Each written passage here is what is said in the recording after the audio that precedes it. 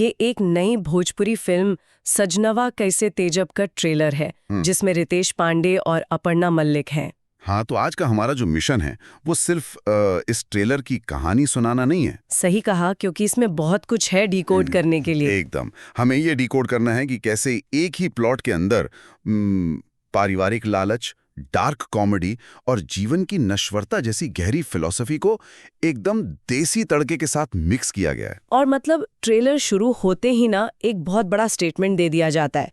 मैं देख रही थी कि पहले ही सीन में मॉडर्न और जो हमारे पारंपरिक संस्कार होते हैं उनका ऐसा व्यंग्यात्मक टकराव है जो सीधा ध्यान खींच लेता है। अरे वो भगवान को जल की जगह बियर चढ़ाने वाला सीन। हाँ, और अगरबत्ती की जगह सिगरेट का धुआं उड़ाना, ये सिर्फ एक जोक नहीं लग रहा मुझे, बल्कि समाज के बदलते और थोड़े खोखले होते मूल्यों पर एक सीधा कटाक्ष है। और उसके ठीक बाद एक किरदार का वो बागी डायलॉग भी तो आता है कि हम सिगरेट भी पिएंगे और पी के डांस भी करेंगे।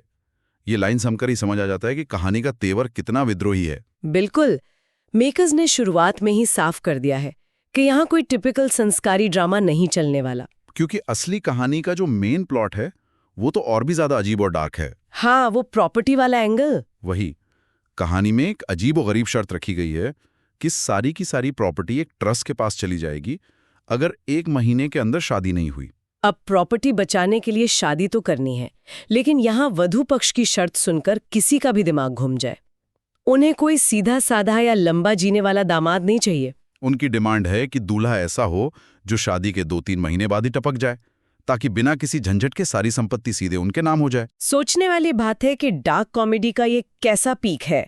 हम अक्सर टीवी स्क्रीन्स पर टिपिकल सास बहू का मेलोड्रामा देखते हैं जहां परिवार को जोड़ने की बात होती है, पर यहाँ संपत्ति का लालच उन सब पर इतना भारी पड़ गया है कि पति को जल्दी मारने के लिए बाकायदा यमराज का आह्वान किया जा रहा है।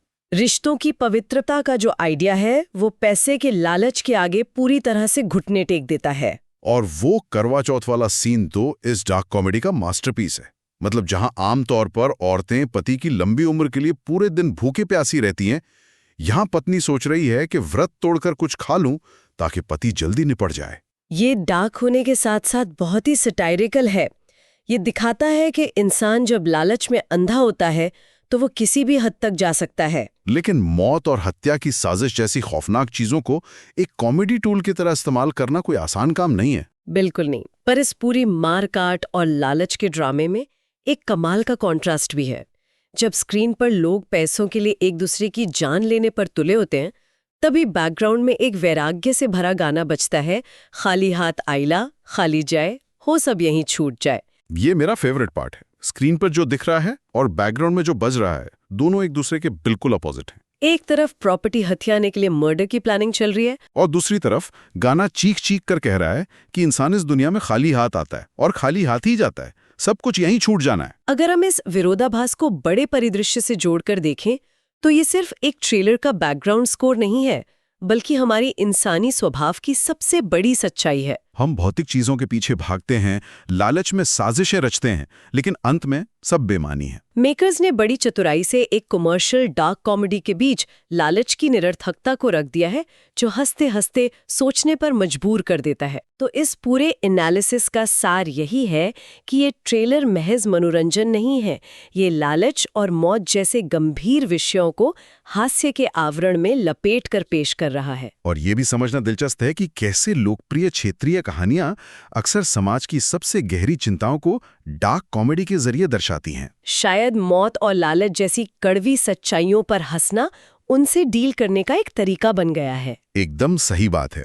तो चलिए आज की इस चर्चा को खत्म करते हुए एक विचारोत्तेजक सवाल छोड़ते हैं, जिस पर श्रोताओं को खुद विचार करने में मजा आएगा। बिल्कुल। क्या सिनेमा में मौत, हत्या की साजिशों और करवा चौथ जैसे पारंपरिक व्रतों का डार्क कॉमेडी के रूप में बार बार इस्तेमाल असल जिंदगी में हमारे मानवीय रिश्तों की अहमियत को कम कर रहा है? या फिर क्या ये जीवन की कड़वी और नश्वर सच्चाइयों का सामना करने का एक आसान तरीका मात्र है? इस पर जरूर विचार कीजिएगा।